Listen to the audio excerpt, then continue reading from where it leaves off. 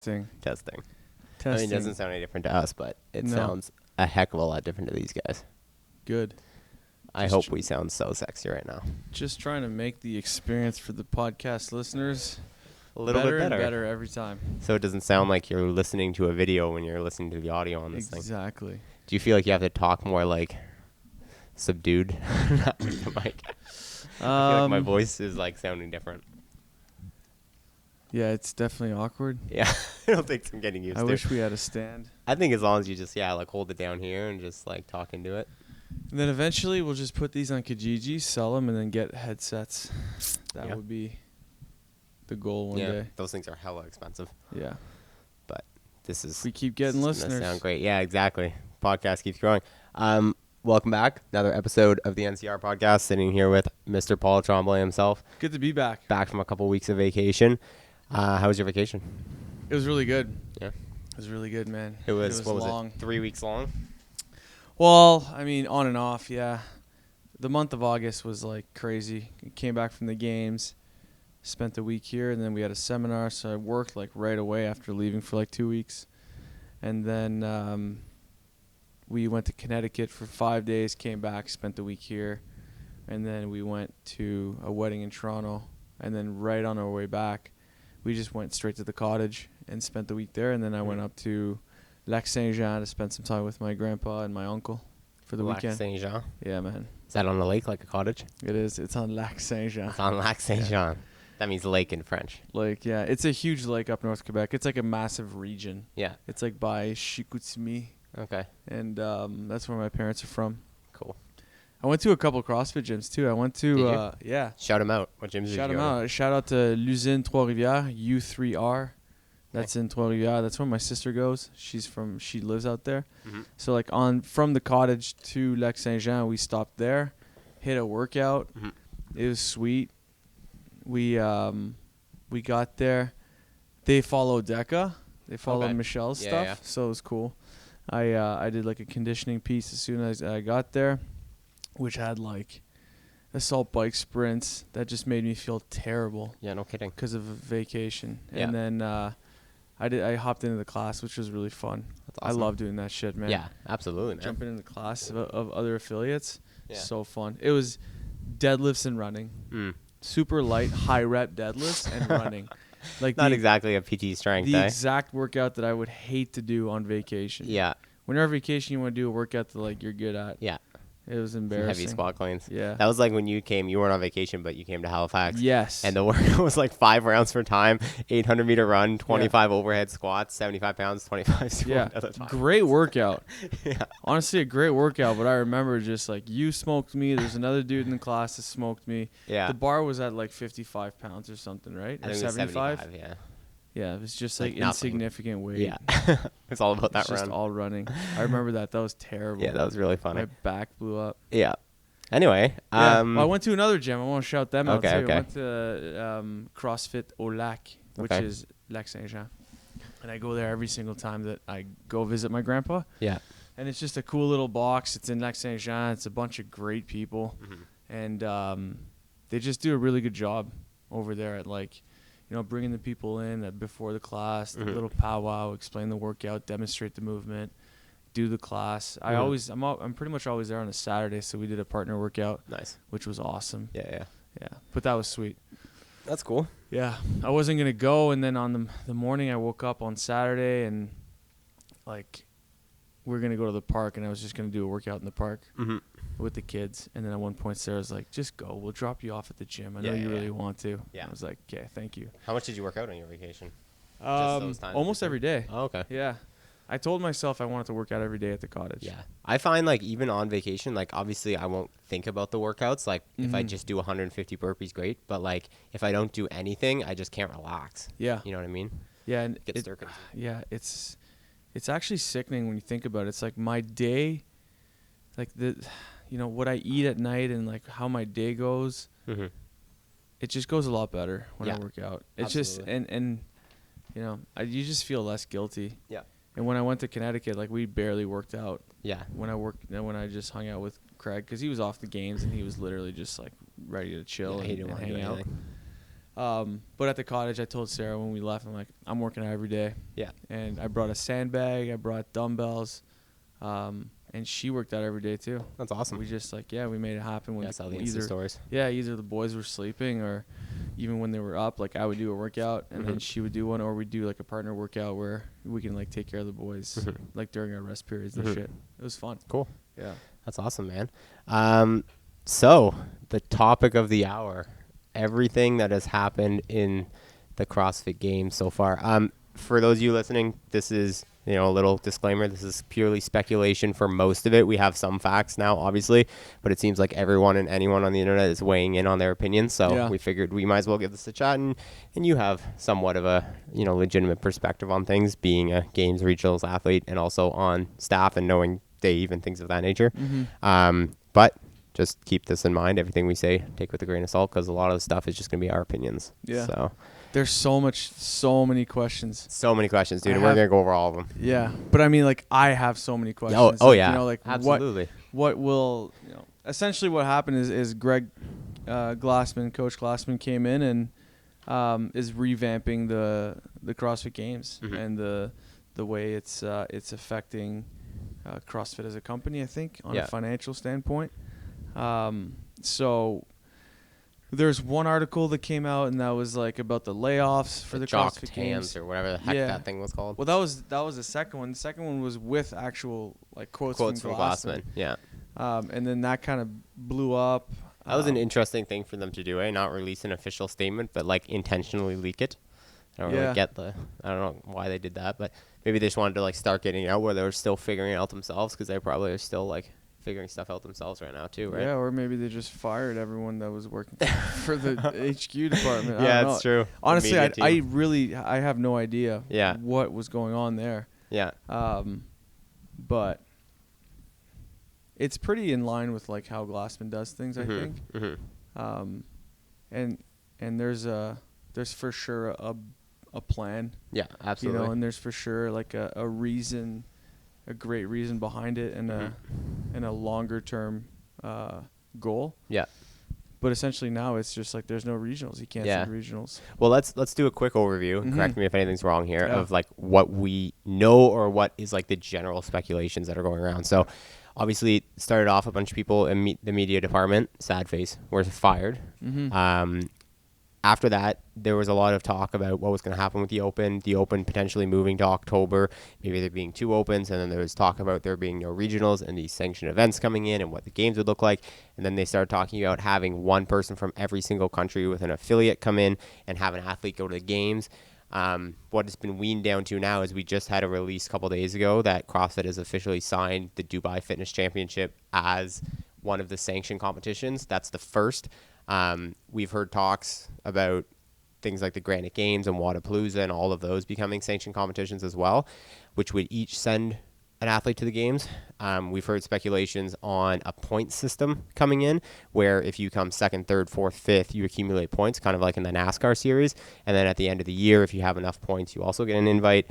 We've also heard that some of the athletes who qualify from around the world might not actually go to the games. There might be some sort of minimum work requirement they have to hit before the games to go. Who said that? I've literally heard this thing from a million different sources. Okay, these are just speculations. Yeah, cool. Pat Vellner was in the other day. We talked to him a lot about it too. It's just if you read that article, that's the blitz, and you kind of that's the gist of it, and everything you just said. Like if you take all those points for fact, there's going to be 162 people at least at the CrossFit. Yeah, Games. that's just from the Open, not with the sanctioned competitions. Yeah, exactly. Yeah. So like the whole country thing, I have a hard time seeing that happening because well, I think that's where the idea there must be, like, it was Pat that said it, like there must be some minimum required. Yeah, there must be some pre-game. So like, okay, you won the Open in your country, sick. Now you have to do this online qualifier thing to get your spot at the games. And it's like basic stuff. Like you have to be able to squat 400 pounds and run XYZ, like maybe things like that, that just we know people who like just would not have any fun at the games because they would be getting crushed. Or it's just like, hey, you won your country, congratulations, but did you finish top 200 in the Open in the world? Yeah. You know, maybe that's true. Maybe that would be a requirement right there. Like you have to, if you win your country, you'll go to the games, but you have to be in the top 200 worldwide. But then, so if you end up, I guess the point system answers my question of if you don't win any sanctioned events and you don't win your country, can you still go? Can you still go? Yeah. Because I'm thinking of guys like, honestly, guys like Scott Panchak or guys who are always in the top 10 at the games but never win regionals.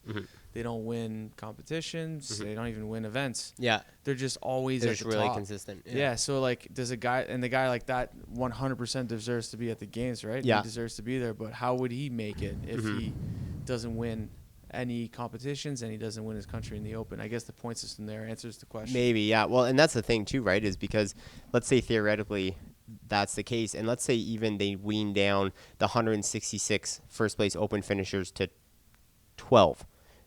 I guarantee you one of those 12 people is not fitter than Scott Panchak, because the top athletes at the games aren't from 12 different countries.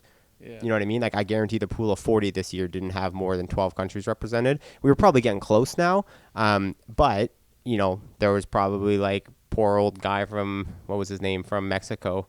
He was Chalfoun. Yeah, he was he's from Brazil, I think. Brazil, maybe. Yeah.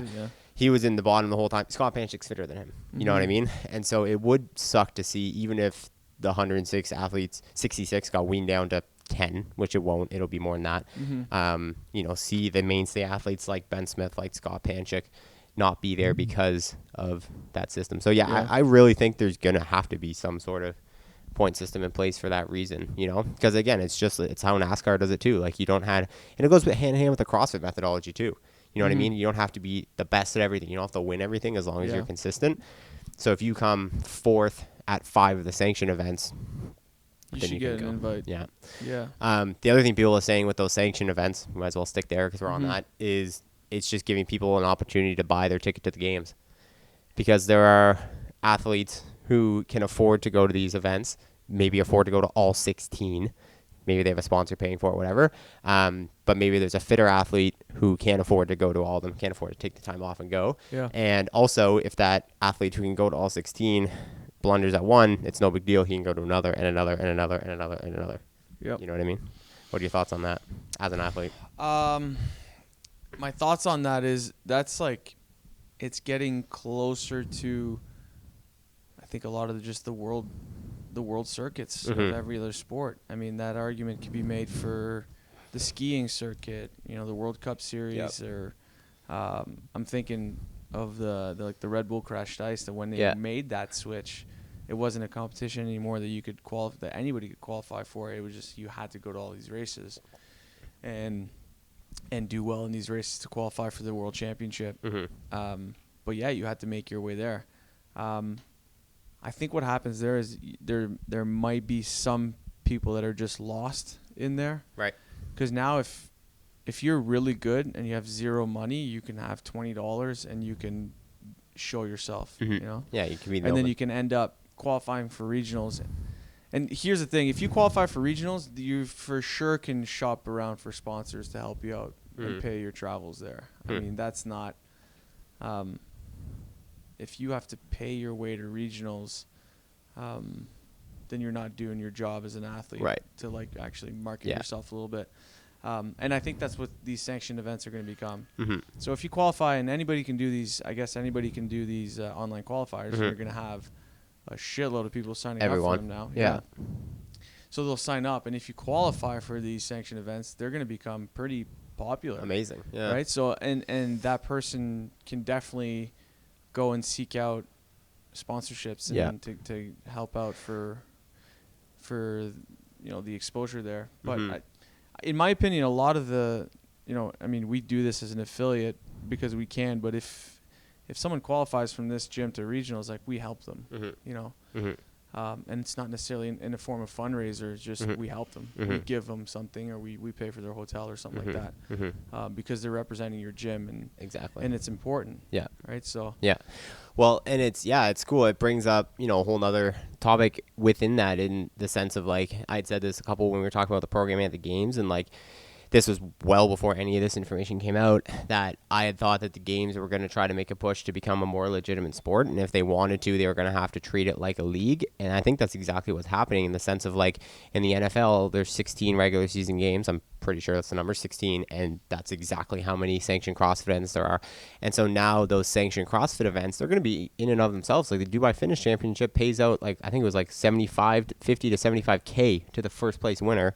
16 of those throughout the year. Those are legitimate competitions that a lot of athletes are going to go to. There's going to be outside source media coverage. And what it's going to happen is that's going to become the regular season, and the CrossFit Games are going to be the playoffs. Mm-hmm. You know what I mean? Or, you know, similar to how in the Olympics you have all, like you said, the world circuit qualifiers where you can go and you can make your bank and get your spot, but you can also get a bunch of exposure. And so these athletes now are going to have a way easier time getting sponsorships, because they're going to be seen 16 plus times a year potentially, instead of once. Yeah. Because right now, like, a 28th place regional athlete probably would have a hard time getting a legitimate sponsor, just because they're going to be seen once a year, because they're not making the games. Regionals is their only time they're going to be seen. Their 1,500 Instagram followers ain't cutting it, kind of thing. You know what I mean? Yeah. And if you make it to regionals, then you have the potential to go to some of these events and, like, win an event. Exactly. You know, and even then there's some really good exposure. Yeah. I'd like to see, like, a minimum, like, obviously this is still super new and we don't even know. He says there's going to be 16 sanctioned events, but I'd like to see, like, a minimum amount of events you have to attend. Yeah. You know, I'd like to see, like, hey, you have to go to at least 8 for your spot to the games. You know, for your spot on the games, or to actually accumulate points. And if you don't make 8, then your points don't matter.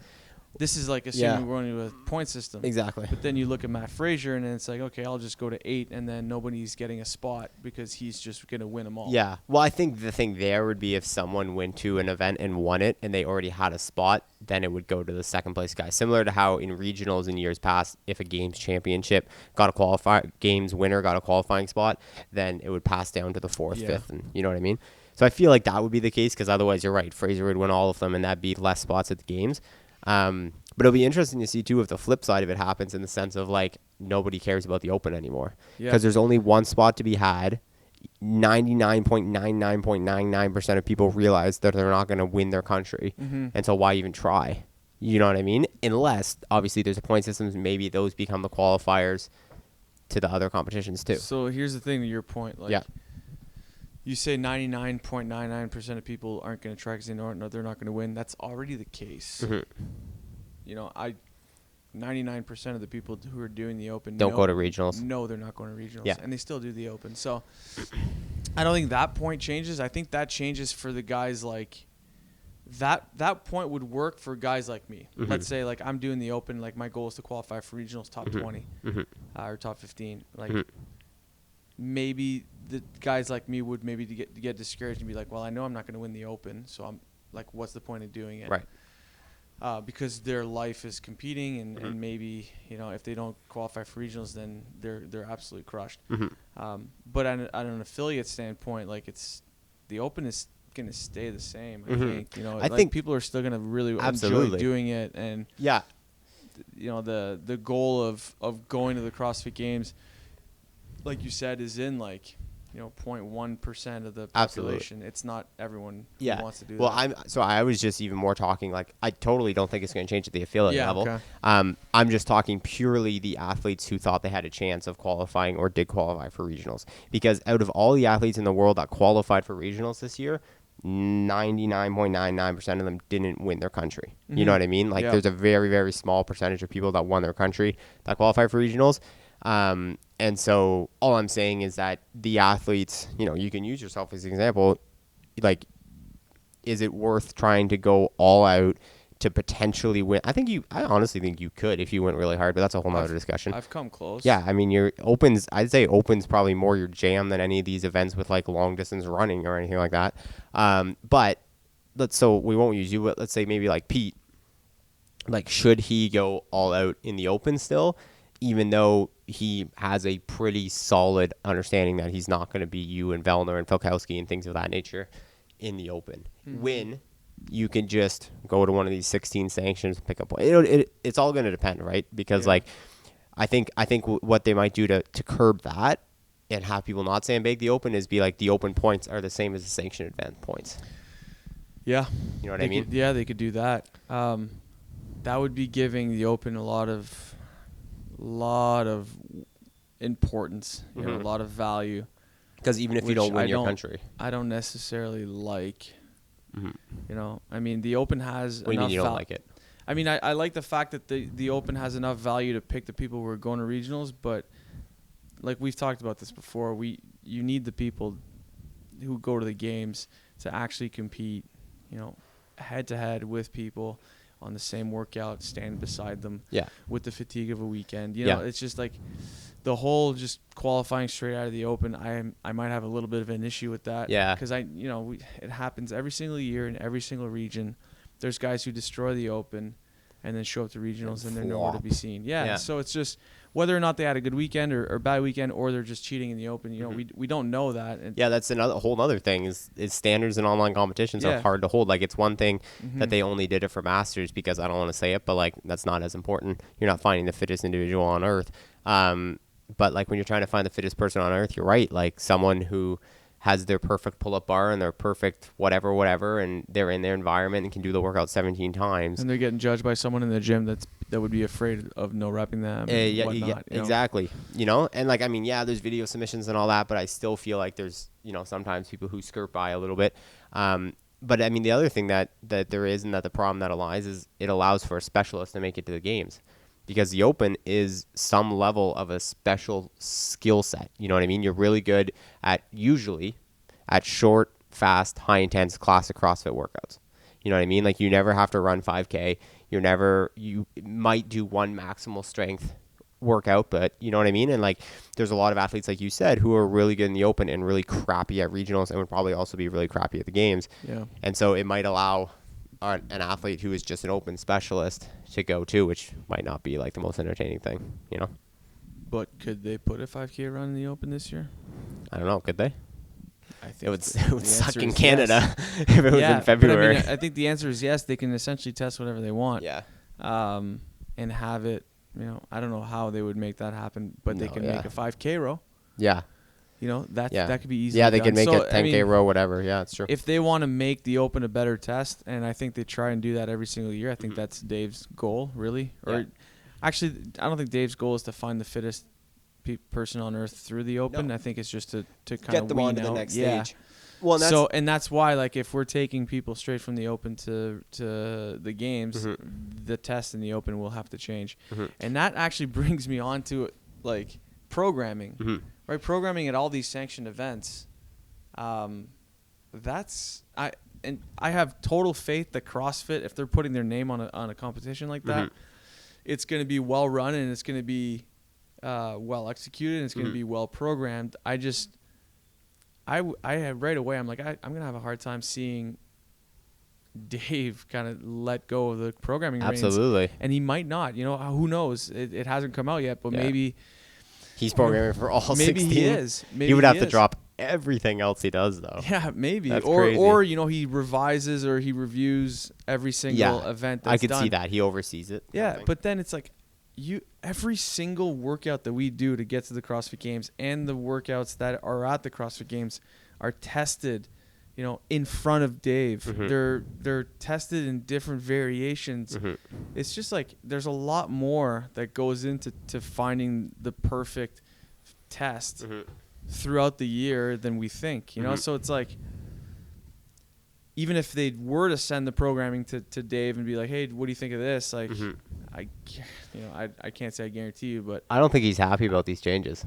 I think they're trying to present a united front, but I don't think he's happy about these changes. Because I don't think it definitely doesn't make his job any easier, and I really don't think at the initial stages, like 2019, I don't know if it will necessarily get the best athletes to the games because they might not have everything figured out. And you're right, there might be some biases in competitions, like Wadapalooza might just be a complete endurance event and have, you know, an endurance athlete go. Like if Jordan Troyan qualifies for the games again, then we know there's something wrong with that event. And like, you know, things of that nature, if they don't have that infrastructure in place. And it sounds like they don't. It sounds like they're definitely kind of like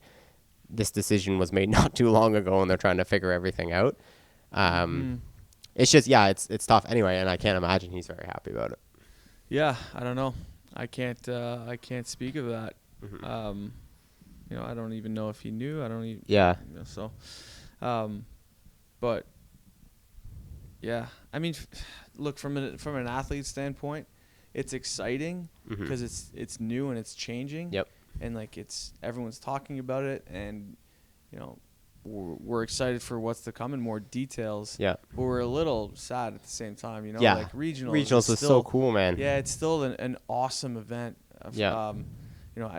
At least from an athlete's perspective, and the whole kind of off season ish throughout the fall, Mm-hmm. the back into it in January, and the stress and the excitement of the open, and then the 2 months leading up to regionals. The workouts come out, and like just all that fun that we've had and that I've had in the last 7 years is just gonna change. So like that's kind of, from my perspective, a little disappointing. Like we won't have that regional again. I think the Open was the coolest competition of them all too, because it was like college football to the NBA. You know what? Like everyone's already made it to the games at the games. It's like the NBA. Yeah. Whereas like college basketball or college football, they're trying to make it somewhere. Like regionals had the most hype finishes out of anything all the time. You know what I mean? Yeah, and it's where you see the most surprises. It's where you see the craziest, stories. Saction Patent Chick, the Becca Void, all that kind of stuff. Yeah, exactly. And not that you won't see this again, but it's just, and the whole region thing, like how easy is it for your entire affiliate, or 50 people from your affiliate to travel down to Albany or whatever, because it's only 3 hours away to support you, where you're going to go to Miami or Dubai. Yeah, or Dubai, where I'll probably just have like my brother there. Yeah. I've already talked to him. I'm like, let's go to Dubai. Yeah. He's down. Yeah. Or we'll bring the NCR media crew and exactly. We'll take everyone along that way, because we can just vlog the whole thing. For sure. But it changes the year a shitload, right? Like we get all these changes, and I'm like on vacation, having beers and just like working out a little bit, and then it's like all of a sudden it's like, oh shit, you might have to qualify in the next couple months. Yeah, like I need to get home. Yeah. I remember telling Sarah this on the vacation. I was like, Sarah, like I'm gonna have to get in shape now. See you, Guillermo. Yeah, that's crazy, man. Yeah, so. And I think that's kind of cool too. It's like there won't be an off season, but off season. I think the thing that excites me the most about this though is I think it's going to force CrossFitters to become legitimate professional athletes, in the sense of like in the NBA they get a month off. If you go all the way to the finals, you finish in June and you start training again in August, September, because the preseason starts in September. There's summer league, and then you start the league in October 1st. So I think CrossFitters might be a little spoiled in the sense of like, even if you go all the way right now to the games, you're done August and you don't really have to do anything again until like December is when you really have to start ramping up. So now 16 competitions throughout the year. Not everyone's going to attend all of them, but even theoretically if you do, and then if you cap it off with the games. Yeah. Honestly, if someone makes it to all 16, that's insane. Well, but here's the thing, right? Is like an NFL football game, like that's once a week. Once every 2 weeks, there's bye weeks and things of that nature, but like you're pretty beat up after that. You know what I mean? Like I'm sure when the NFL first started, people were like, "Holy crap, we can't do this more than a couple times a year because it exhausts the heck out of us." But then they just had to adapt. You know what I mean? And like, you might not have regional games level performances from these athletes because they realize they have to do 16 competitions, but that just might be a changing of what the athlete is. Yeah. You know what I mean? You're not a show pony for only 2 events a year. You're gonna have to learn how to handle 16 events a year, and that might be a natural evolution. Yeah. You know what I mean? I think they'll be able to. Yeah. Well, that's what excites me, because I think for sure. And then I think from the athlete perspective, if I was an athlete like yourself, like I'd be stoked, because like it's all year. It's all year, and you just got so many more opportunities to go not only qualify for the games, but make a boatload of money.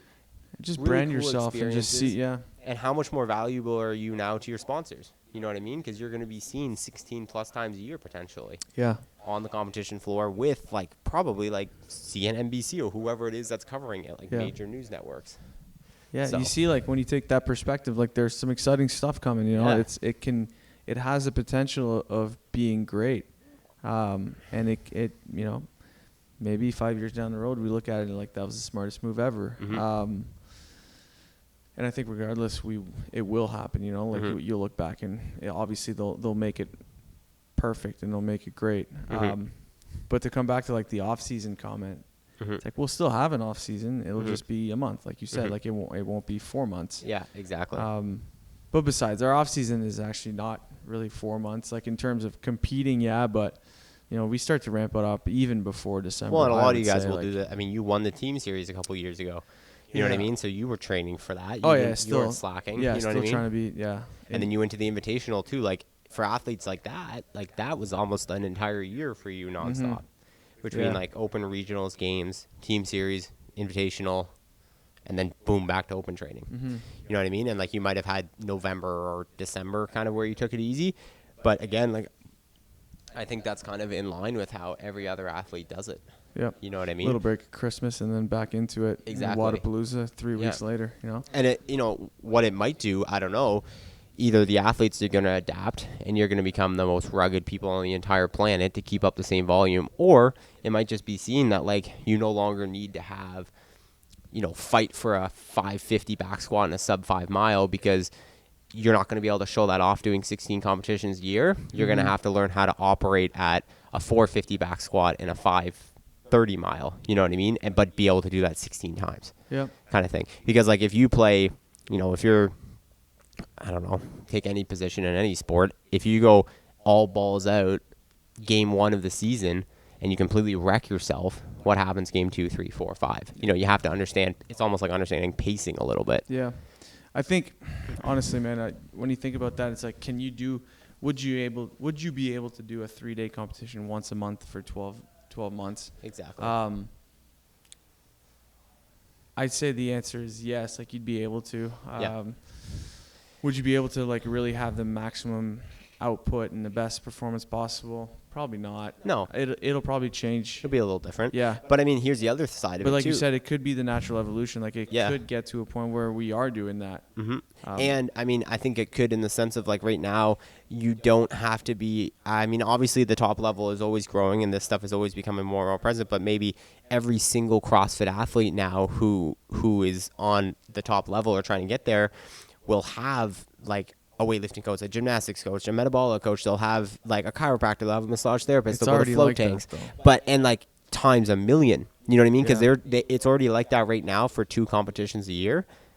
Get that to 16, and like you got to understand like these NBA athletes and things of that nature, like what their recovery is 20 times what any CrossFit Games athlete recovery is. You know what I mean? Because the money's there. And that's, I mean, I said this earlier to Pete, is that like sponsorships in CrossFit are going to turn into sponsorships. Like the Nike athletes, like Matt Fraser, he's going to have a contract soon that's the same level as LeBron James. You know, not LeBron James, but Probably like, not. you know what I mean? Like, I mean, you need to have people watching for that. Is CrossFit going to get to a point where people are watching it that don't do CrossFit? Because it's not there yet. You know, But people who are there and watching all do CrossFit. Yeah. You know, people who watch a basketball game don't play basketball. Yeah, like LeBron James' contract is $50+ million a year. Obviously, I'm not saying he's going to get there, but I'm saying that Matt Fraser, as a Nike athlete, might have a similar level of contract as an NBA player who's just coming into the league. Yeah, it might be a couple million instead of a couple 100,000. You know, he's probably already making more than some NHL players, but when you think about it, like 16 sanctioned events, how many people show up to these events? 40 people. Okay, so if you say that out of 40, let's just take this year for example. Like who's going to show up to Dubai? 40 people. Yeah. Whereas is that what the invite is? I think 40. So. I think it's 40. So. And let's say the same people show up to all the competitions, all the sanctioned events. That's only 40 people going to these sanctioned events. Whereas at regionals, there's 9 regions. There's 40 males, 40 females in the teams. So there's more. You have a better chance of participating at regionals than you do at any of these sanctioned events, statistically speaking, because now they're opening up every single open. It's like if you could qualify in the open in any region you wanted multiple times, you know, so it's going to make that it's always going to be the same 80 to 100 athletes who are qualifying for these competitions, as opposed to, you know, 40 times 9. Yeah, it's true. So, you know, over, you know, 36, is that 36? 360 people. So what I mean is you're gonna have a circuit of the similar caliber every single competition. It's just gonna be the same people. Well, and depending on programming, some people will do better in between, the 5 to 10 or the 5 to 40. But the top 5, or if it's always the same people, it's always basically going to stay the same. Well, and they're going to get more exciting for that reason, because it's going to be really great people competing there all the time. But it's also like, I don't want to say the games are going to matter less, but the games are going to matter less in the sense of like, right now, like the Detroit Lions aren't going to fold as a football team because they know they're not going to the playoffs. They're still going to show up every year and play the regular season because their players are making millions of dollars, and as a franchise, they're making money, XYZ. Yeah. It's like you're still going to have, even if a CrossFit athlete is certain that they're not going to make it to the games by winning one of these 16 sanctioned competitions, they can still go and, like I said, have come 20th in 16 and have amazing exposure and have a legitimate season, and because that's what it's going to be now. The parallel you have to make is the parallel to like an Olympic sport, not necessarily like a team sport or like the NFL or the NHL, but think of let's say like a snowboarder who has to do all these off-season competitions that are sanctioned by the Olympic Committee, where if they do well they can qualify for the Olympics or the World Championships that happen every year. And you hear it all the time at the Olympics. It's like, oh, this person wins gold, but whoever finished in second won all 3 major competitions this year, but at the Olympics lost. And I'm assuming that in the circle of that sport, they still know that this person is superior or better, because they've performed better throughout the year. So it might become that, you might have someone come to the games, or let's say Matt Frazier comes to the games this year and he's absolutely tired because he's done eight competitions, and then he has a slip up, takes a dead loss in an event, and then loses. And is he now not the fittest man on earth, even if he won 8 out of the 16 sanctioned events? Yeah. So you're right in the sense that now maybe the CrossFit Games won't be the end all and be all of fitness, because it's going to take into account the entire year. And like, hey, let's say, like Hogberg, take this year, for example, he comes and he finishes 3rd, and then you look at the rankings throughout the year and the point system, and it's like, well, Fikowski crushed him all year, but only at this competition he didn't. So, I mean, there's a lot of question marks out there. It's like, how is this actually going to work, and what system is going to make it so that we are still finding the fittest person on Earth? The fittest group of people on Earth to test. To test. And I mean, I think the games are still going to be the ultimate, and I think winning the games is still going to be the coolest thing.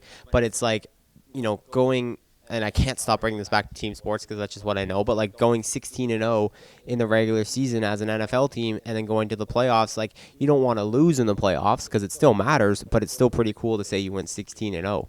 You know what I mean? No matter how, like Golden State Warriors, their best year when they didn't win, they had their best regular season ever. They won 69 or 63 regular season games out of 80-some, and they went and they lost in the finals against Cleveland that year, but they still had the best record ever. Now, did they lose in the finals because they had the best record ever? Probably. They probably went too hard in the regular season, so we might see some balancing of that. But I think it's just cool in the sense of like, although the games are will still be the ultimate championship, even these butthurt games, middle of the pack, bottom of the pack games athletes who are like, I'm moving to Madagascar. It's like, chill, bro. Like the games isn't everything now. Like you this is better for you because now you're not just gonna go and not make it to the games or regionals and have that be it. You have, again, like potential 16 opportunities to prove your fitness and to prove how fit you are and to grow your experience and exposure and be able to maybe one year make it to the game. You know what I mean? And then maybe we start having the games every 4 years. Exactly. Yeah.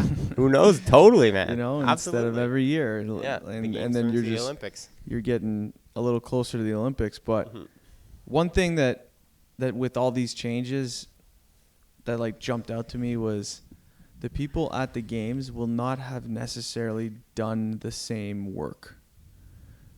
What I mean by that. So Matt Frazier did the exact same workouts from start to finish. That's what you're saying. As Vellner, as Hogberg, as Fikowski. Everyone at the games competing went through the same series of tests. Yeah. So they did the Open, they did the same workout, they got the regionals, they did the same workouts, and then they were ranked, and then they qualified for the games and did the same workouts there. So I would just, I feel like that's something super unique to our sport, where the people who were at the games did the exact same thing as the people in the affiliates, you know, the scaled athletes, the you know, whoever, the 60+ athletes. And they did the same workouts as their competitors at regionals. So I'd like to see that. You know, it's fun and it's unique to our sport. I think like it's not necessarily you know, like a circuit of different races where you have to qualify or get a certain amount of points and then you get to the final and you know, just because you did a bunch of competitions and still qualified, but I only did one and one. You know what I mean? Like, it's just totally get what you're it's saying. cool Yeah. in the CrossFit world that we just all do the same thing. Yeah, it's true, and you're right, because then it's like one level measuring stick for everyone, and it's not, like I said, like what if in the beginning stages Dave Castro isn't programming for everything, and maybe he doesn't have the bandwidth to oversee it all, and so Wadapalooza turns into his swimming cardio workout like it has been in the past sometimes, and then Jordan Torian qualifies and he only did that one, whereas, you know, and then he gets there and everyone's like, well, the only reason you're here is because you went to an event that only suited your strengths, kind of thing. So, and then it's the other question of like, will those sanctioned events release the workouts ahead of time? Because if they do, then athletes can pick and choose which ones they actually go to based off which ones they have the best chance of qualifying at. But they're all going to have online qualifiers. True, but I mean, even after the online qualifier is $20. $20 is a Oh lot yeah, you different mean than, like if you qualify and then you see the workouts and you're like, okay, screw this, I'm not going. Exactly. And then not only to save the money on going, but even if you have the sponsorship take you, but maybe you're like, okay, this is going to be a hard event for me. I know of this. There's just too much of this, which I suck at. Let's save the gas in the tank, train really hard 2 months, and hope that the Granite Games has more of my strengths in it.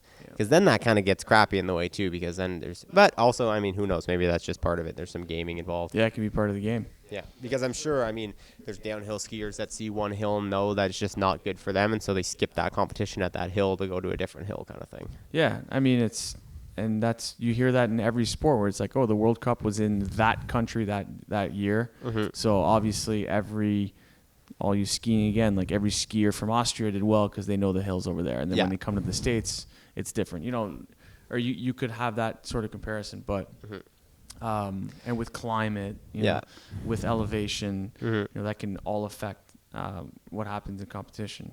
But I think what you said earlier was like there might be 2 opens. I think next year there will be 2 opens. Yeah.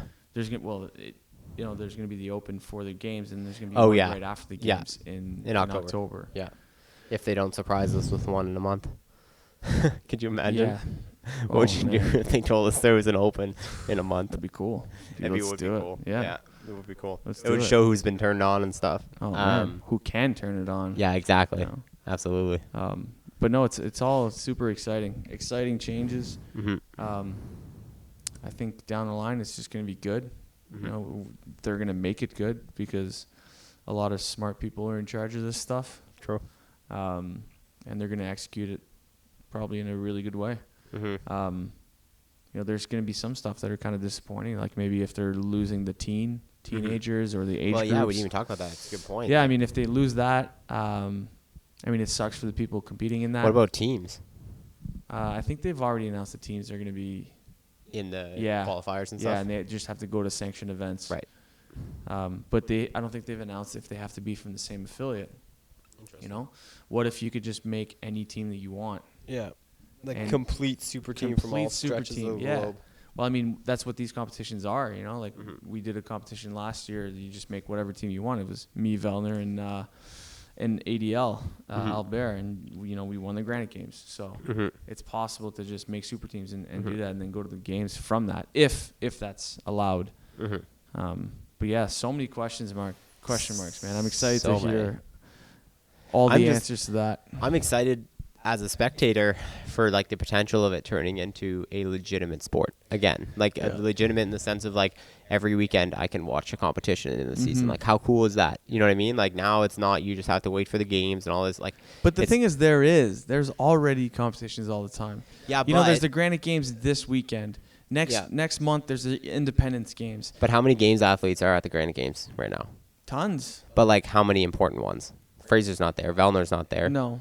You know what I mean? Horvath's not there. Like, and that's what I mean is just like nobody cares about the third last heat at the games going to the Granite Games because it's not a super exciting competition. There's no value in it, and they're not that impressive of athletes.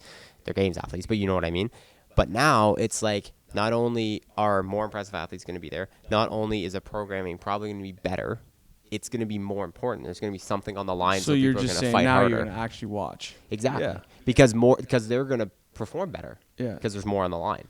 I'd say Dubai and Wadapalooza were the competitions in, last year that there's a lot of games athletes who go. Mm-hmm. But I mean, also now you're probably not going to have to fucking pay $20 a month to get Flow Elite just to watch the Wadapalooza thing. You know what I mean? Now it'll be like an actual. Well, I'm assuming the only reason CrossFit outsourced the broadcasting and now has these partners in official CrossFit competitions because they're probably going to use that broadcasting. So you'll probably be able to watch all 16 sanctioned competitions the same way, which will make it more accessible. Because right now you have to buy some dumb media's internet thing to watch every competition differently. Yeah, they do a good job though. But yeah, you have to buy a membership for just one event. Exactly. Yeah. So. Yeah, exciting stuff though. It's cool. Like we already signed up. I already signed up for the Dubai online qualifier. When do the qualifiers start? I don't know. October or something. Oh, okay. But the competition is like a week before Christmas. It's not the best. Yeah. And Sarah's already not too excited about me going, but if I qualify, it'll be really fun for me here too, just to watch you do all these qualifiers. Yeah. Well, that's what it's cool. Gonna be. What we'll be able to do is just kind of document. Absolutely. The original first year without regionals and see. We're gonna have some crazy content of you in your journey this year. Like all the different qualifiers, all the P2, be really cool. And that's it. So I mean, if you're not subscribed to our YouTube channel, you better go do that now. You better go. Gonna have some crazy because training starts now. You remember how we're like, absolutely. Hey, we're gonna do like some training up to regionals, and we'll have some really good content. Yeah. Then it's like no, like now. Now. Yeah. It's like, hey, let's get ready Pete for the last Dubai. couple of days has had like blood in his eyes. Like he's been going hard. Did you watch that workout with Vellner? He purposely Vellner just got off a plane and was hungover and really did not want to work out. So he was sandbagging it, and Pete just went absolutely berserk. Was like running from GHD to handstand walk to crush him. Oh yeah, crushed him. Pete did? Yeah. But he has that fire right now. I think he sees the opportunity. So yeah. Hit a guy while he's down, right? Exactly. Poor Vellner. I'm sure he didn't give a flying shit. He did not care at all. No, I made a good edit of him. So I was sad to miss that. Yeah, that was fun. That was cool. He's a good dude. He'll be back. If you're listening, Vellner, come back. He's probably not listening. He's probably not listening. We can clip that and send it to him. Yeah. Okay, cool, buddy. Yeah. Good chat. Okay, thanks for the chat. Yeah. Keep listening, guys. Thanks for listening. Talk we got mics now, so. We got nice mics now, so it's worth it. Okay, bye. Peace.